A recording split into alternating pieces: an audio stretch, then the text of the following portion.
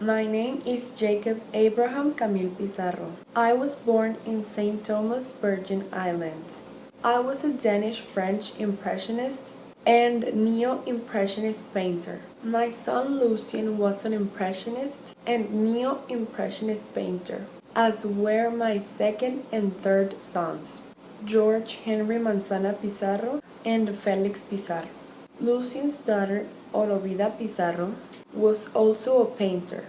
My great-grandson, Joachim Pissarro, became head curator of drawing and painting at the Museum of Modern Art in New York City, and a professor in Hunter College Department. My great-granddaughter, Leila Pissarro, had her job in an important museum.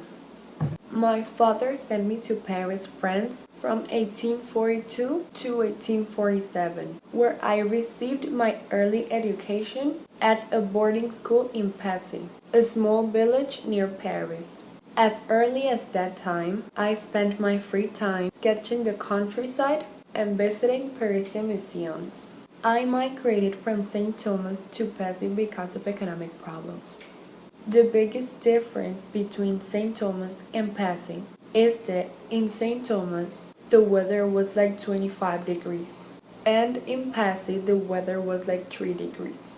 I felt really uncomfortable since the first day in Passy because I wasn't happy with the weather. It was really different to the weather from St. Thomas, and St. Thomas was where I lived all my life.